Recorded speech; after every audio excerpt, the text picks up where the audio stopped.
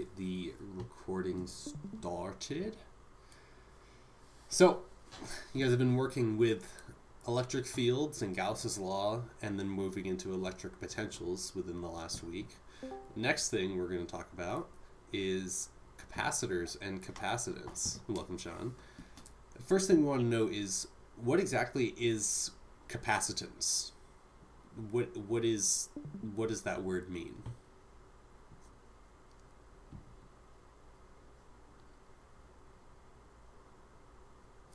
If something has capacitance, what does that mean?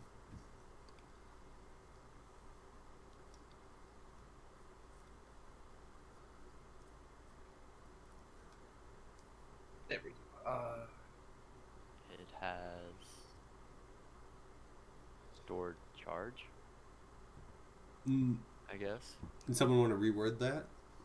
You're pretty much right.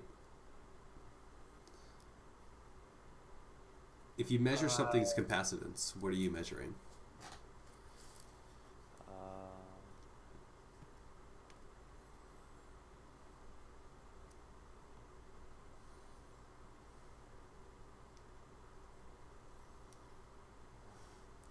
No.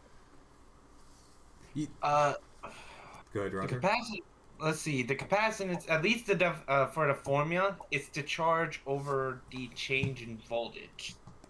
Okay, so we got a formula. So is equal to the charge Q over the potential difference. Potential difference. Okay. And I'll help you out here. Essentially, the main thing you're missing is the capacitance is something's ability to store charge. So okay. If The ability. so if it has more capacitance, it can store more charge, and vice versa. So what exactly is a capacitor then? Like, what are these capacitors that we're seeing in this class?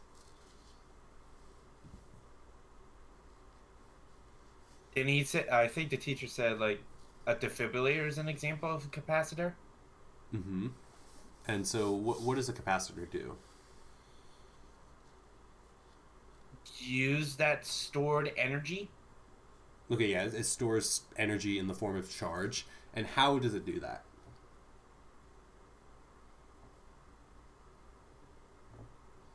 Or what are the different, working parts of a capacitor?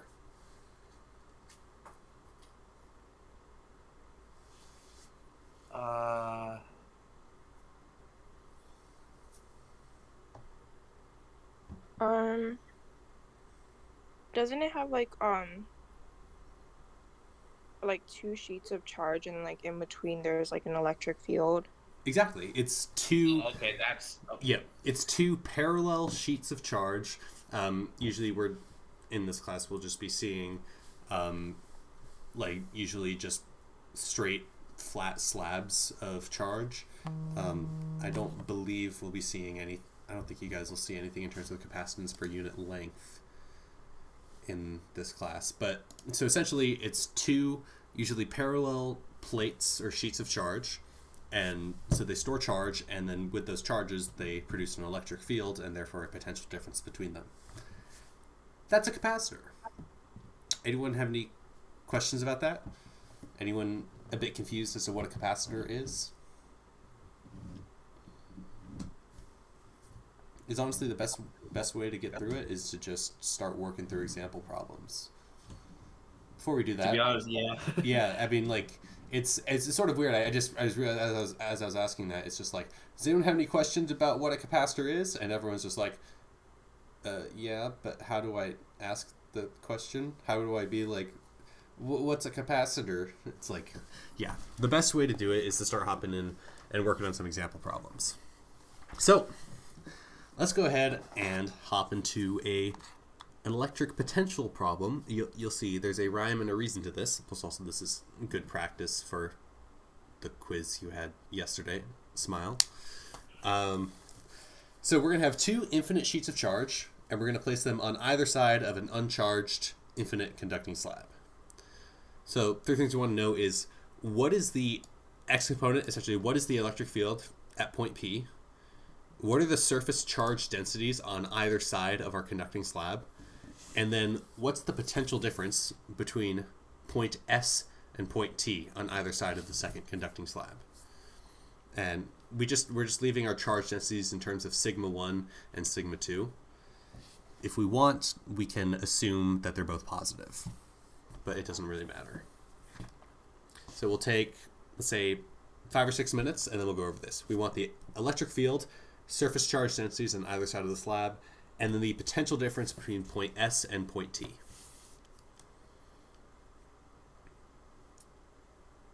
And if you have any questions, feel free to ask. All right. So let's go ahead and go through it. So the first thing we want to know is, how do we get the electric field based on 2 infinite sheets of charge?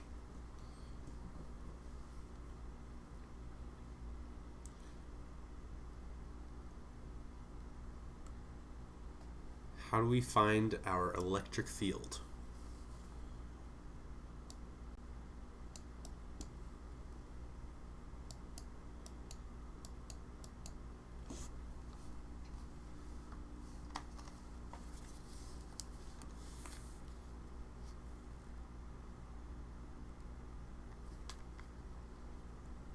Is my mic working? Yeah, my mic's working. What the hell's going on? Yeah, it's working. Sorry, I was There we go. doing something else. I was just trying to do some other stuff. That was the one thing I keep trying to figure out myself. But I think the electric field. I think the way to for this one, isn't it the negative dv over dx? Mm-hmm. But do we have the potential difference? Oh, no. And that's what we're going to try to solve for C, so then maybe it was just this. K is K times Q over R squared. Is this a spherical symmetry problem? Oh, okay, I need to make a note on that one. It's very simple. It's just, like, anyone else want to help Roger out? The one with the sigma. Yeah, Then so how do we get our electric field? it's E is equal to sigma over 2 E naught. So Epsilon naught. that's for a single sheet of charge, right? So what about when we have 2 sheets of charge? Then I guess we double the sigma. We just double it. So, but what if our point P is between them? So what direction is the electric field going to be in? We're assuming they're both positive. What direction? Mm-hmm. So from sigma 1, the arrows will be pointing out. So, and then towards the port. So we go towards point B and then towards the slab. Yep, exactly. So we have from sigma 1, it's to the right. And then from sigma 2, be the opposite direction. Exactly. To the left. And assuming if these two charges are the same, because there's nothing saying that, it could be like same opposite direction and the same magnitude. Yeah, so if sigma 1 were equal to sigma 2, there'd be 0 electric field. But we're going to assume there's not, but all we have to do is, we know we have positive sigma 1 minus, and then negative sigma 2. Essentially, because we're at the right direction is positive, so we have sigma 1 minus sigma 2 Okay. over 2 epsilon naught. And we'll add a little x hat to signify the direction. So our electric field, obviously, from sheets of charge, is just sigma over 2 epsilon naught, and if they're positive, it's going outward, negative going in, and we just have to add them for each individual spot. And between the 2 sheets, it's going to be sigma 1 to the right, sigma 2 to the left, so you have to subtract them. Now, why doesn't the fact that the conducting slab is there, why doesn't that matter? It's conducting, so it will equal the charge is 0. I mean, not just the charge. The electric field is 0. Inside the conductor, yeah, but why doesn't that affect what about the electric field outside the conductor?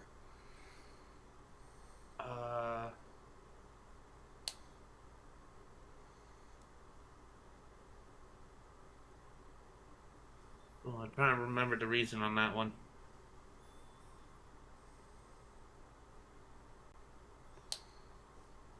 Anyone want to help Roger out? Why doesn't the fact that the conductor's there change the electric field?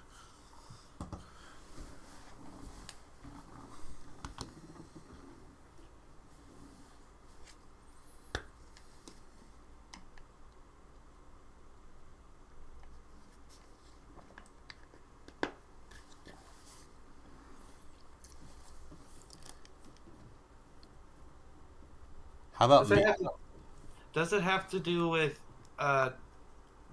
Because when I'm thinking about the electric field, like in a simulation, the lines would just go in, but also will come out the same, like in equal, in the same amount. Mm-hmm. I feel that has to do with it, but I'm also trying to figure out why. Yeah, I think there's not really an obvious answer to this. I think what I would say is just um, the conductor essentially. I mean, there's obviously zero electric field inside the conductor, and so effectively the conductor shortens the distance between the sheets, but because they're infinite sheets, the distance away from the sheets doesn't matter. Mm. And actually, it's the same case with even spherical and cylindrical symmetries, where no matter where the conductor is, as long as it's concentric, the electric field, when you're not in the conductor, is still unchanged. So anyway, how do we find these surface charge densities on either side of the conductor? How do we find our two right and left and right charge densities? For example, sigma A at point A and sigma B at point B.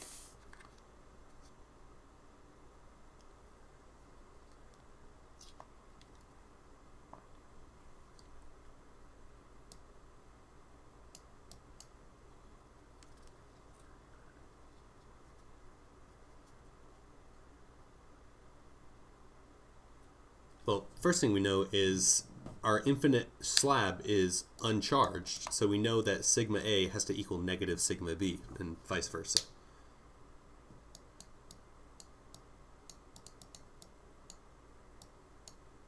Right, that's one thing we can write down. So all we need to do is solve for one of the two, and we have the other. How do we solve for for example, how do we find sigma A? What would we need to do?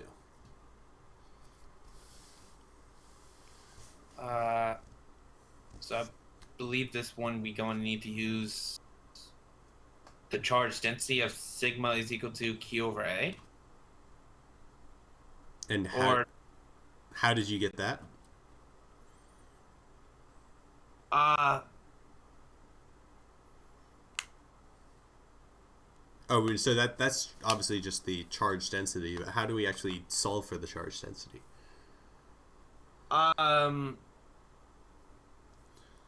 We have to use, I believe, to actually solve for it. If we figure out what the electric field is, oh wait a second, we still need 1 and 2. So. Well, we still have we just found the electric field, right? Oh, okay, yeah. So you would use the electric field equation of E is equal to sigma over epsilon naught, and then just rewrite it to where we need sigma, which would be sigma is equal to E times epsilon naught. I believe. What I think you're more. I think you're overcomplicating it a little bit. There's a law that you guys were working with a lot the last week. What law? Like especially last week. What was that? Gauss's law. Then. Exactly. We have to use Gauss's law. How do we use Gauss's law to find our charge density?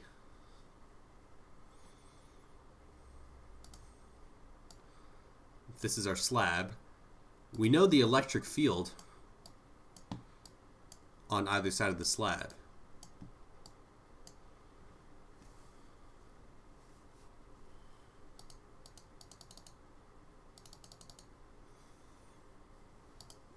We can use Gauss's law. We can draw a Gaussian surface where we have one side inside the slab and one side outside. Right? And then we can do our whole surface integral, where we have for the barrel of our cylinder, dA is always perpendicular to the electric field, so that ends up being 0.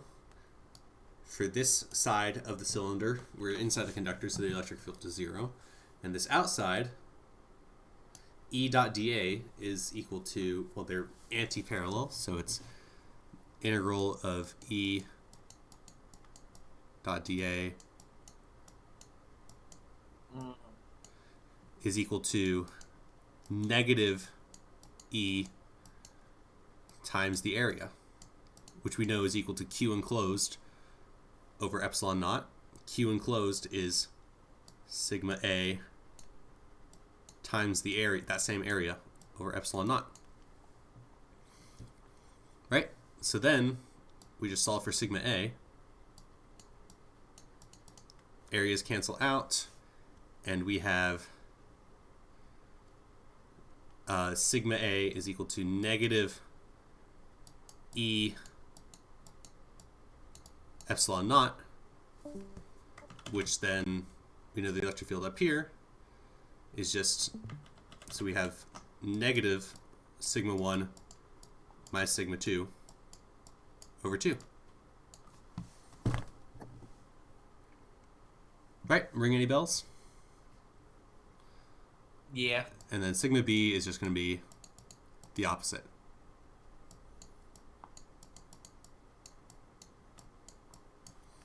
So then we have the surface charge densities. How do we find the potential difference between 2 points? For example, between point S and point T.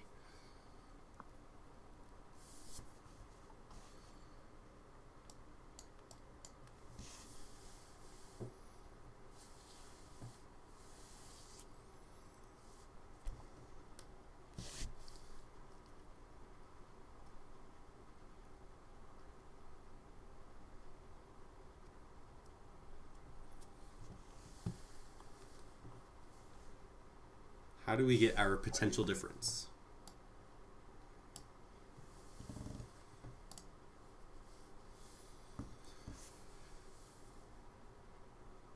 This is the one with the integral again, isn't it? Exactly. What integral do we have to solve?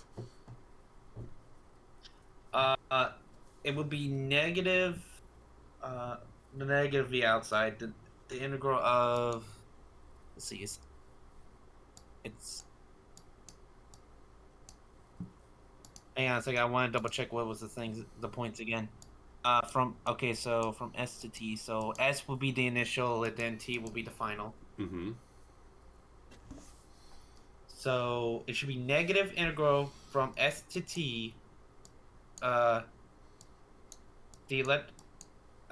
E as in the electric field dot dl. Exactly. So is our electric field constant? Is it the same over the entire distance from S to T, or does it change?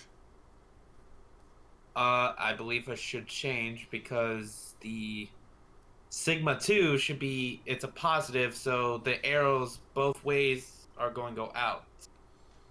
Exactly. So basically, at point S, the electric field is the same as point P because we're between the sheets. So it's sigma 1 minus sigma 2 over 2 epsilon naught. And on the right side, both sigma 2 and sigma 1 are creating electric field arrows to the right. So it's sigma 1 plus sigma 2. So we have to break this integral into two parts. Negative integral from S to point C, we'll call it, of sigma 1 minus sigma 2 over 2 epsilon naught dot D, so E dot dl, the electric field is to the right, and dl is to the right, so we just have dx, and then minus the integral from C to T of sigma 1 plus sigma 2 over 2 epsilon naught dx. And then we solve these integrals. What's the integral of a bunch of constants times dx?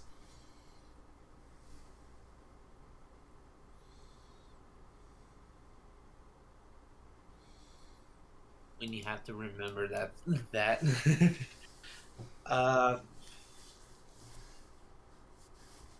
Come on, surely Cap Well, 2 let's isn't that see, a long bunch ago. of constants can be pulled out. Mm-hmm. So all the sigma minus sigma over 2 epsilon naught, that's all constant that can come out the front. So would it just be 1 over x? Wait. Is the integral of dx 1 over x, or?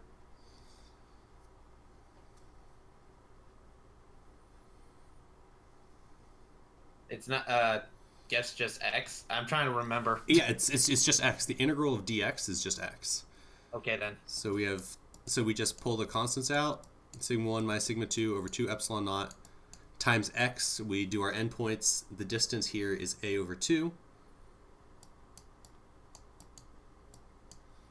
We have this negative sign out here. Minus sigma 1 plus sigma 2 over 2 epsilon naught. And then once again, integral dx just x is the same distance, a over 2. And so we can just solve, and we can simplify this if we want to. Negative sigma 1, negative sigma 1. The sigma 2's end up canceling out. So then we have what? Negative sigma 1 a over 2 epsilon naught, I believe. I might be wrong. I might suck at algebra. It might be 4 epsilon naught. No, it's 2 epsilon naught. Essentially, we get a essentially the potential difference is literally just some constants multiplied by the distance. It's just the magnitude of the electric field times the distance. Those would be 4 epsilon naughts. That'd be 2. Yep. Okay. Yep, because it's 4 epsilon naught, and then we have 2 sigma 1. Sigma. Yeah. And the Just sigma 2. I was just trying to make sure. Yep. So I want to ask, why did we go over this infinite sheet example if we're talking about capacitors?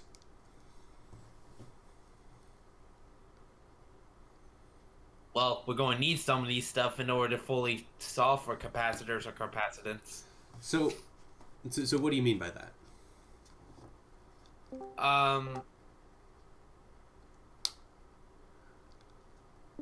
Well, what I mean by that, they're very similar. Some of the stuff that we have to find kind of is similar.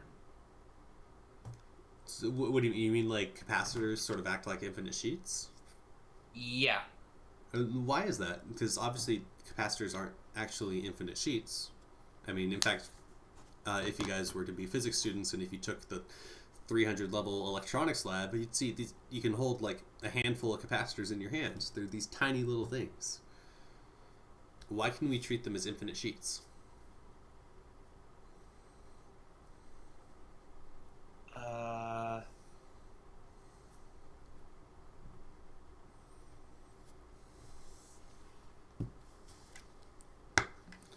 The why part, I don't know.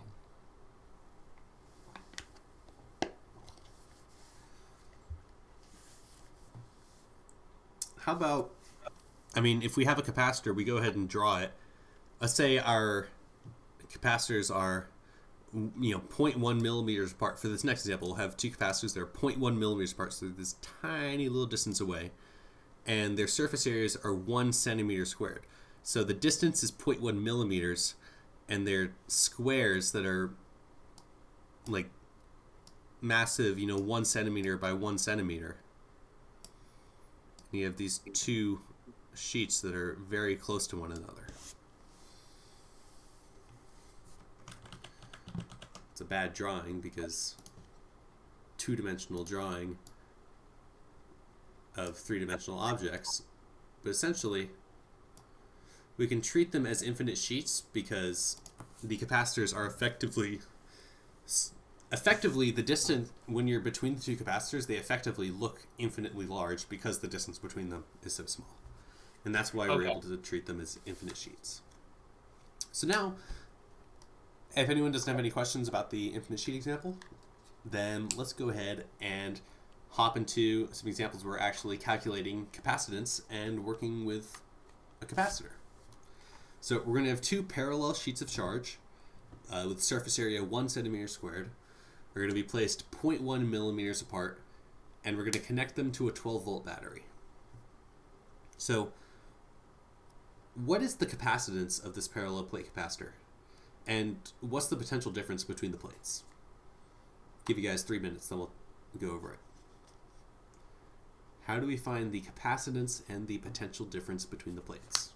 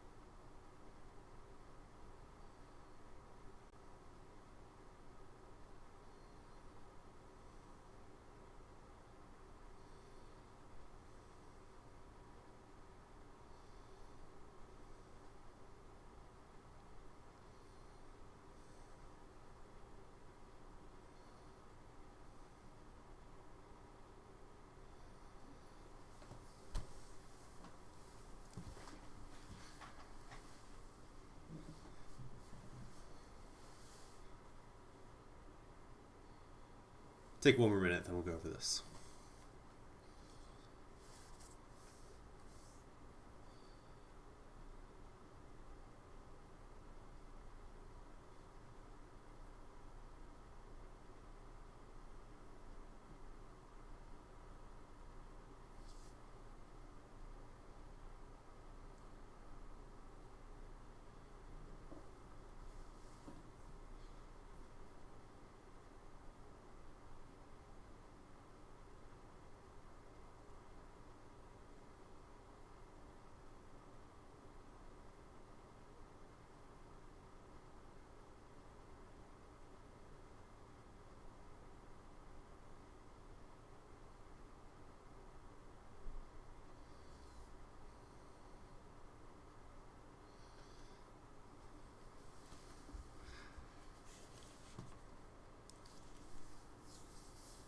All right, so how do we calculate the capacitance of a parallel plate capacitor?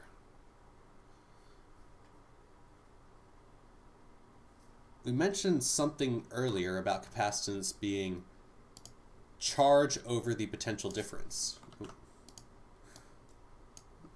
Is that how we would calculate our capacitance here?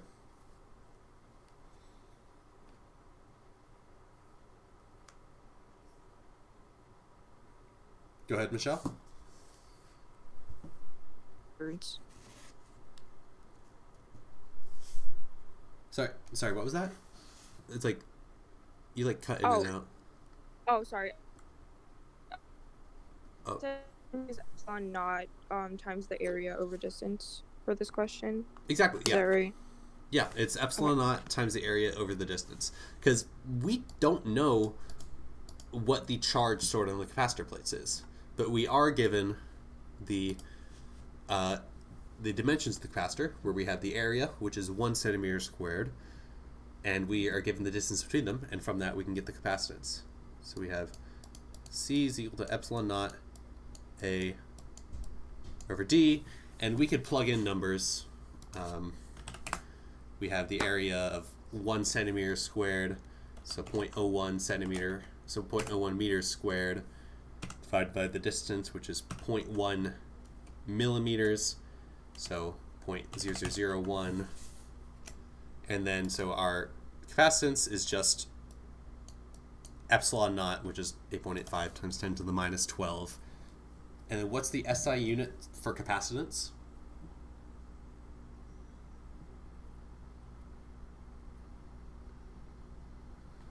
Does anyone know what the SI unit for capacitance is? Is it volts? Nope. Nope. All right. That's the SI units for potential difference. So we have charge over volts. So we have coulombs over volts, which the SI unit for that in its own unit is called farads, or an F for farads. And usually most capacitances you'll see are very small, like on the order of 10 to the minus 6 to 10 to the minus 12 farads. 1 farad capacitor would be a lot of charge. So now, how do we get the potential difference stored between the plates?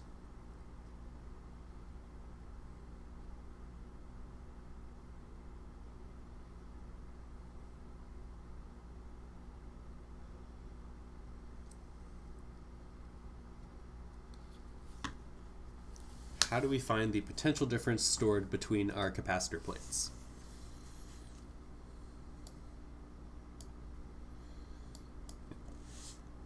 Finally found it. It's just the electric field times the distance. Do we know what the electric field is?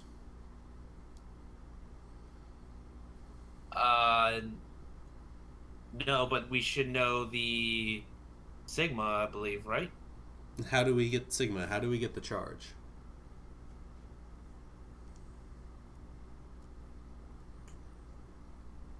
Oh God, never mind then. Yeah. There's another simpler, more obvious way that we can find the potential difference. How is this capacitor being charged? With a 12-volt battery. Exactly. It's connected to a 12-volt battery, so the potential difference between the capacitor plates is 12 volts. Yeah, that just It's- real. yeah. Okay. It's sort of weird broaching this topic before you guys cover circuits and stuff, but essentially you'll see when you do circuits with Kirchhoff's loop laws, Kirchhoff's loop and junction laws, essentially any loop within a circuit is the total voltage is 0. So for this capacitor, essentially we have the capacitor and it's hooked up to a battery, 12 volt battery, so we gain 12 volts across the battery and we lose 12 volts across the capacitor, so we have a net voltage of 0. So the potential difference is 12 volts. So then how do we find the actual charges on each plate of the capacitor? And then what about the electric field between the plates?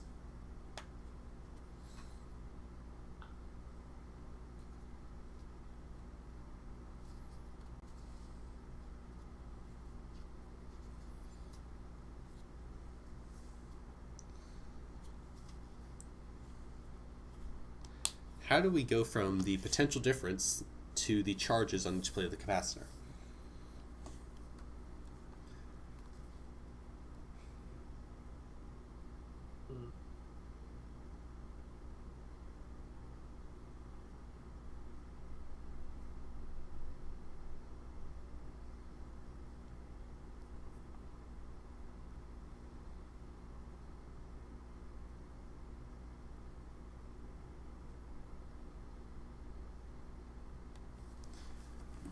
Remember our original formula that we talked about, that someone mentioned at the beginning? We have this capacitance is equal to the charge divided by the potential difference.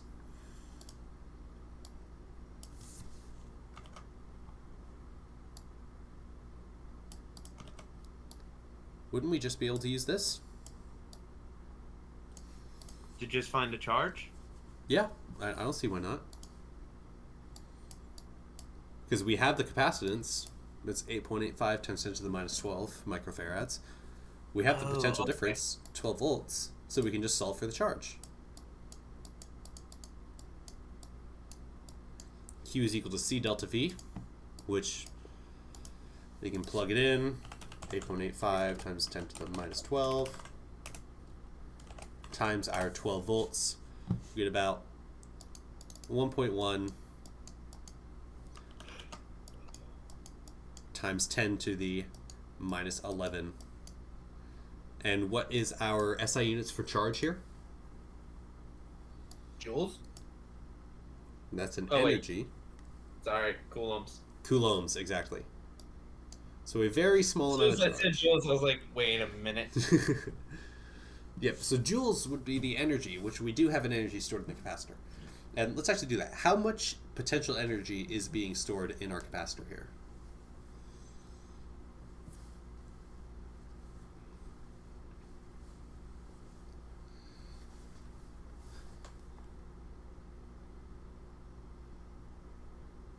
Potential energy?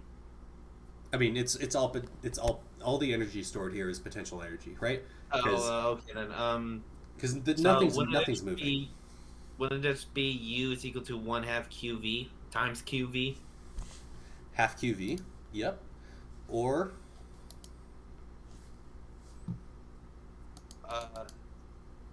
Or okay, then so it's the other one. It's U to UE is equal to 1/2 epsilon naught. no. I'm asking you have 1/2 QV, or you can also write it as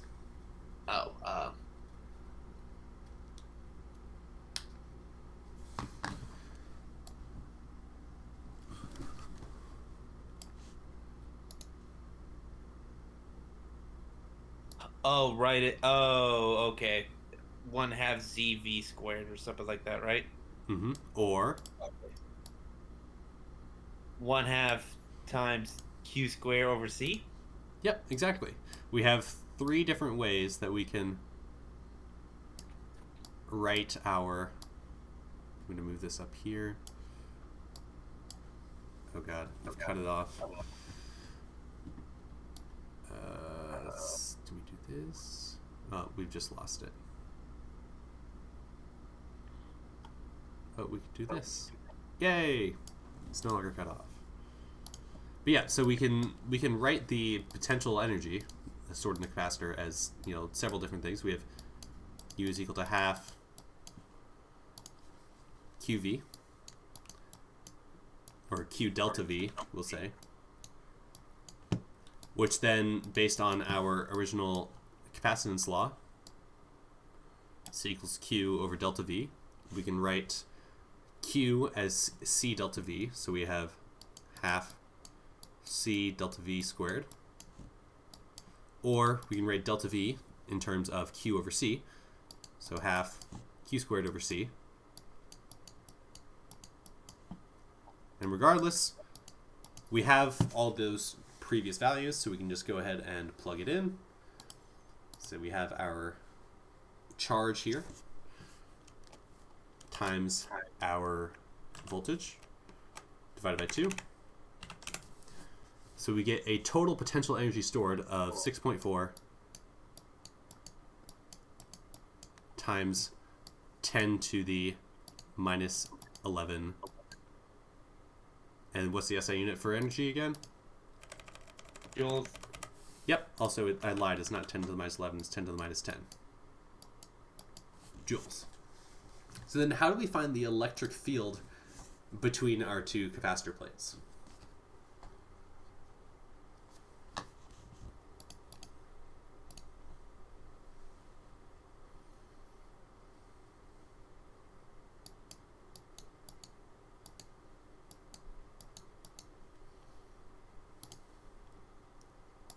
How do we find the electric field between the plates?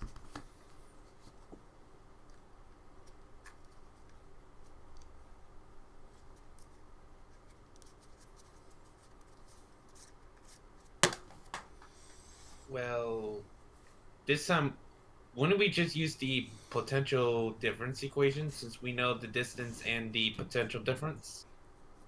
Yeah, I don't see why not. What is it? So that means E would then equal to V over D. Exactly. We have the potential difference V divided by the distance. Now, how did we actually... I mean, how do we get this? I mean, doesn't this look sort of like this? dV dx, where we have our just total change in voltage divided by the total change in x, and sort of connect it back to the previous unit with the infinite sheets of charge, because these are effectively infinite sheets. So our electric field is delta V over D, so we have our 12 volts divided by our distance, which we said was 0.1 millimeters, so 0.1 add 3 zeros. We get a electric field strength of 120 K. And what is the SI unit for an electric field?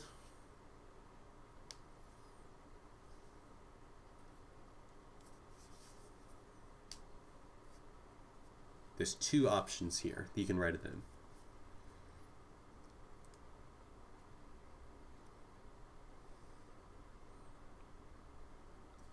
What's our SI units for potential difference?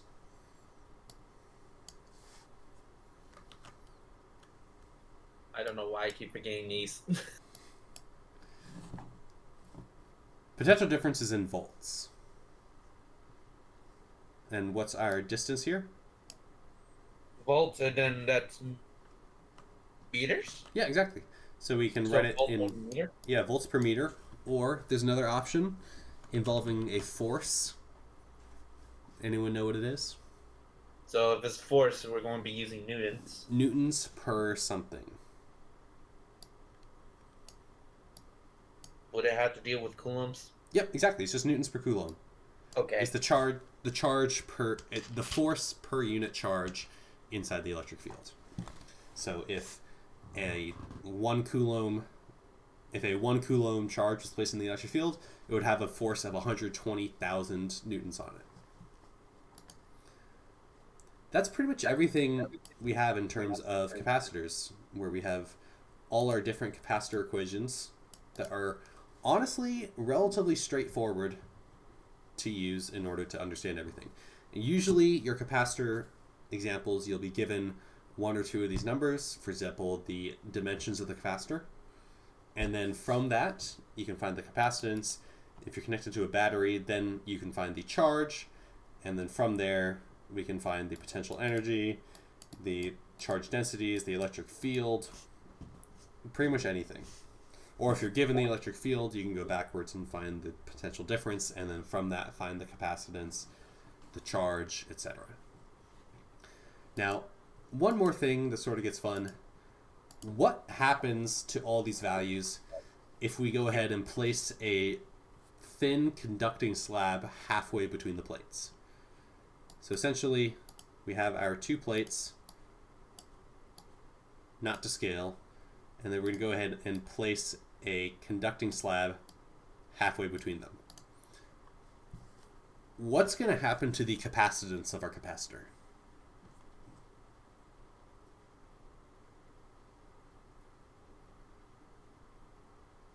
Ooh, okay. I'll give you guys 5 minutes to think about it, and then we'll go over it. Or like 4 minutes. So you want to know what's going to happen to the capacitance, potential difference, the charge, the electric field, and the potential energy. I don't care about numbers, just are they going to go up, down, or stay the same?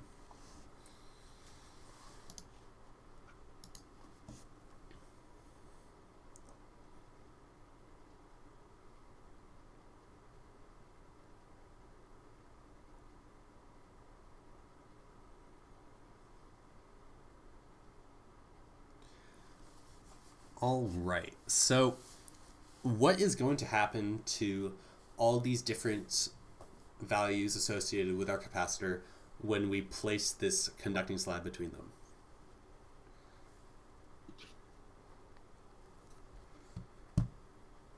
Roger, you want to say something? Well, it's definitely going to have a different potential difference. Why is that? Is the potential difference going to go up or down? I believe down because because now the distance is smaller. The distance to get because it will go from the charge to the slab, and then from the slab to the charge. Mm-hmm. But aren't we still connected to the same 12-volt capacitor? The 12-volt battery?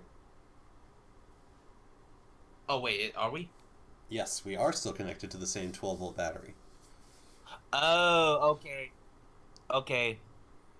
I thought we were not, so that's why. That's my bad. But how does that change your answer? Now it would have been different, but now because now knowing that it's still connected to a 12-volt battery, the voltage is still the same. Mm-hmm.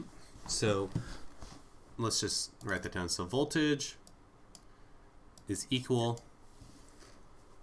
What about the capacitance of the capacitor? Is it going to go up or down?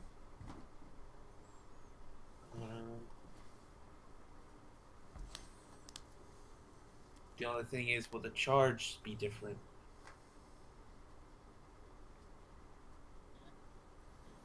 Would it also stay the same? What would your reasoning be? I was basing it off the epsilon naught times A over D equation. Mm-hmm. So obviously our Right.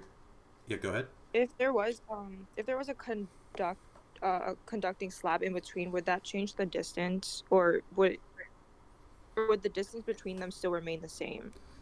I mean, Like between the two parallel sheets. I mean, obviously the actual distance doesn't change, but effectively the distance between them is effectively shrunk because the conducting slab is between them, because there's no electric field there. Effectively, it's as if we're sticking something in and squeezing space closer together. Okay, so then the capacitance would increase? Yes, exactly. The capacitance would increase, because we're effectively shortening the distance. So Okay. So what happens to the charges on each plate of the capacitor? Is there going to be more charge or less charge stored? Since the capacity is increasing, the charge has to be increasing because we know the potential difference is staying the same. Exactly. Potential distance is the same. Capacitance and charge both have to go up. What about the electric field between the plates?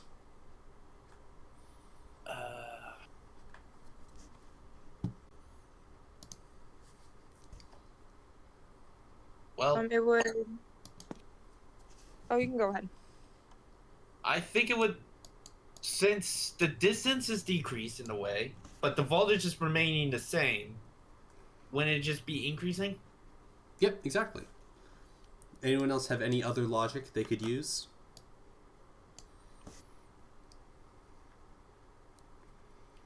They can relate it to the potential difference and the distance. We could also relate it to... what else?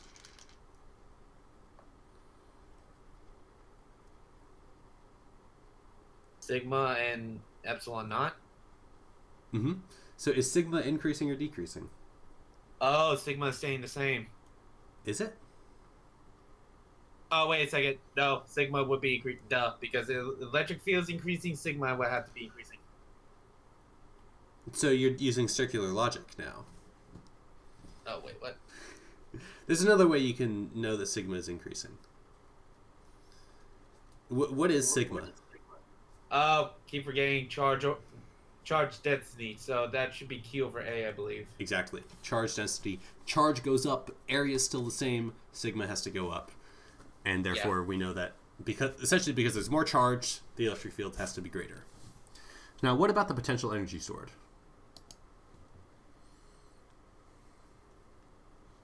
Is it going to go up or down? Should be also going up because V staying the same, but Q is going up. Exactly. Half QV, V stays the same, Q goes up. Boom. So basically, if we know that V staying the same, a lot of stuff just goes up. Exactly. So what would happen if we had placed the conducting slab, but the battery was not connected? All right, now that time the V will decrease. Mm-hmm. Exactly. What about... So what would stay the same then if the battery is not connected? V will decrease. That means the electric field will have to be different. So that would decrease too. Would the electric fields be different? I think so because the V would, since V is decreasing, and again the distance between the two is decreasing. So I would think that the electric field would definitely decrease too. Well, so you're saying both the distance and the potential difference are decreasing. So we don't know anything about the electric field, right? Because if both V and D are decreasing, we have no way of knowing. Okay then. So, but what is it that's going to stay the same if the battery is disconnected?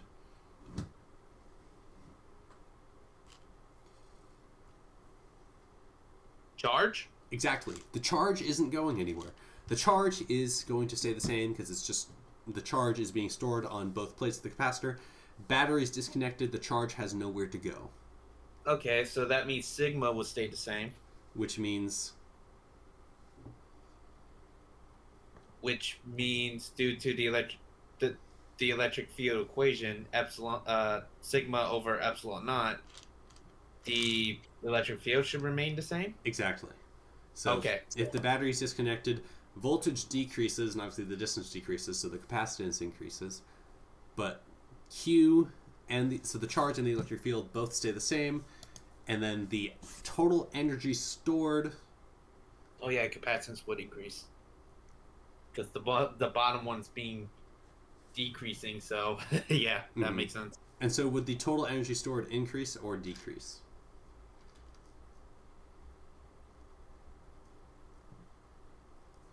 Decrease? Why is that?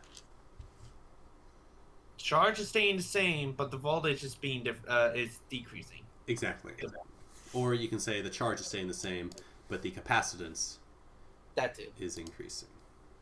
But yeah, that's pretty much everything you need to know about capacitors for your quiz tomorrow. It's honestly not, there's no difficult math this time, and I've been saying this for... having difficult math that much. It's just, concepts. Exactly. That's honestly, this is the one time in the class where I've been saying, like, oh, don't try to understand things conceptually, just rely on the math. It's difficult to understand things conceptually. And this is one of the few times where it's more like, this really is more conceptual. But the thing is, you can understand the concepts by understanding the math. Like, if you understand all these equations, like, if you just go through them one by one. Let's say for this problem, you're given the distance and the area. You know, okay, we can calculate the capacitance. We're given the battery. Okay, we can get charge. Okay, from the charge, we can get sigma. From sigma, we can get the electric field. And then we can find the energy. Okay. Or you can be like, okay, slab in, we know distance goes down. Okay, from that, we know capacitance has to go up. We know then from there, the charge has to go up because voltage is staying the same because it's still connected. And just go through each of these one by one, and you'll be fine. Okay, then. Anyone have any last questions? I do not. Thank you. All right. In that case, thanks guys for coming. Good luck studying for your quiz tomorrow. Thank you. Same time Sunday. Thanks a lot. Yep. Bye. Bye.